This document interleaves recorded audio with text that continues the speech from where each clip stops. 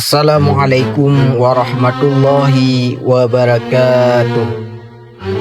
Alhamdulillah, wassalatu wassalamu ala rasulillah Sayyidina Muhammad ibn Abdullah. Amma ba'.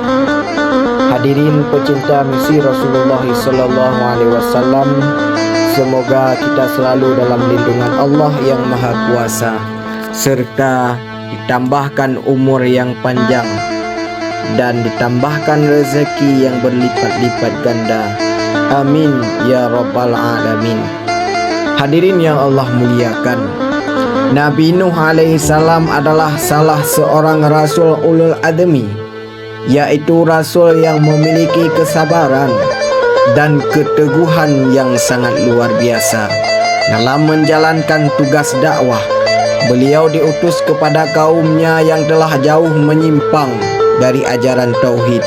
Mereka menyembah berhala dan meninggalkan jalan yang benar. Siang dan malam secara terang-terangan maupun sembunyi-sembunyi, Nabi Nuh alaihissalam mengajak kaumnya untuk kembali menyembah Allah subhanallah wa ta'ala. Beliau tidak berdakwah hanya sehari dan tidak sebulan ataupun setahun. Bahkan menurut Al-Quran, beliau berdakwah selama 950 tahun. Coba kita bayangkan, hampir 1 milianun beliau menyeru manusia kepada kebaikan. Namun hanya sedikit yang mau beriman kepada Allah. Sebagian besar justru mengejek, menghina, dan menolak dakwah beliau. Mereka berkata, "Mengapa kami harus mengikuti engkau? Bukankah yang mengikutimu hanyalah orang-orang yang lemah?" Namun Nabi Nuh alaihissalam tidak pernah menyerah. Beliau tetap bersabar meskipun dicaci maki, ditertawakan, bahkan dianggap gila oleh kaumnya sendiri. Hadirin yang Allah muliakan, ketika kaum Nabi Nuh terus-menerus membangkang, Allah subhanahu wa ta'ala kemudian memerintahkan Nabi Nuh untuk membuat sebuah bahtera ataupun kapal yang sangat besar. Perintah ini sangat mengherankan. Mengapa? Karena kapal itu dibuat jauh dari laut dan sungai yang besar. Saat Nabi Nuh memotong kayu dan menyusun kapal raksasa, sungguh kaumnya semakin keras mengejek beliau. Kaum Nabi Nuh berkata, "Wahai Nuh, dahulu engkau mengaku seorang nabi, sekarang engkau menjadi tukang kayu."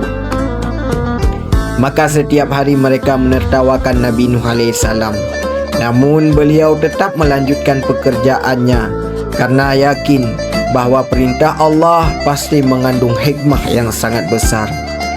Inilah pelajaran besar bagi kita orang yang berpegang teguh kepada kebenaran, yang selingkali akan menghadapi ejekan dan cibiran. Namun keyakinan kepada Allah harus lebih kuat daripada ketakutan terhadap komentar manusia.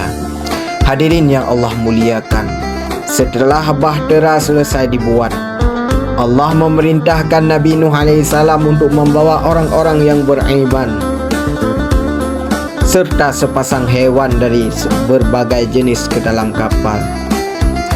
Kemudian datanglah hari yang telah dijanjikan oleh Allah. Langit yang biasanya tenang mulai menurunkan hujan yang sangat deras.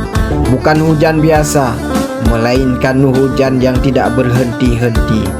Pada saat yang sama, air juga memancar dari dalam bumi.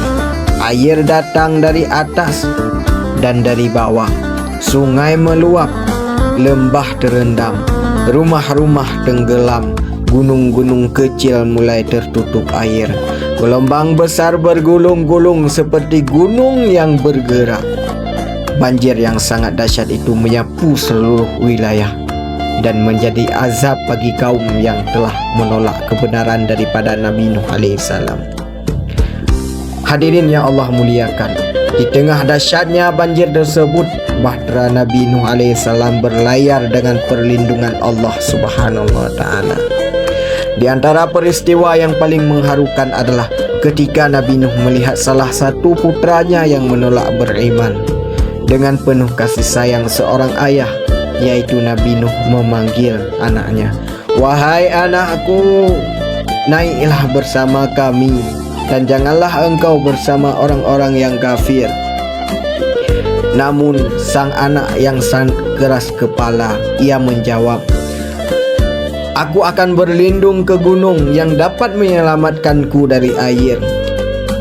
Kemudian Nabi Nuh berkata, "Tidak ada yang dapat melindungimu, wahai anakku, daripada azab Allah pada hari ini selain orang yang diberi rahmat oleh Allah."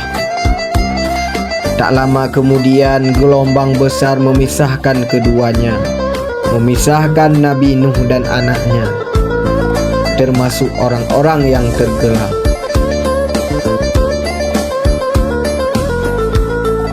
Maka dengan adanya kisah ini mengajarkan kita bahwa keselamatan tidak ditentukan oleh keturunan, jabatan, ataupun kekayaan.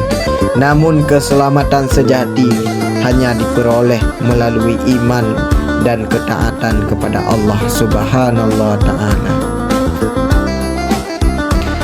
Hadirin yang Allah muliakan, setelah banjir berlangsung sesuai kehendak Allah, akhirnya Allah memerintahkan bumi untuk menyerap airnya dan langit untuk menghentikan hujannya. Kemudian air pun surut dikit demi sedikit. Bahtera Nabi Nuh pun akhirnya berlabuh dengan selamat. Orang-orang yang beriman yang berada di dalam kapal Nabi Nuh alaihissalam diselamatkan oleh Allah Subhanahu wa ta'ala. Mereka memulai kehidupan baru dengan penuh rasa syukur kepadanya. Inilah bukti bahwa pertolongan Allah selalu datang kepada orang-orang yang beriman dan kepada orang-orang yang bersabar. Hadirin yang dimuliakan oleh Allah Subhanahu wa ta'ala, dapat kita ambil hikmah daripada kisah Nabi Nuh alaihissalam ketika dapat mengambil beberapa pelajaran penting.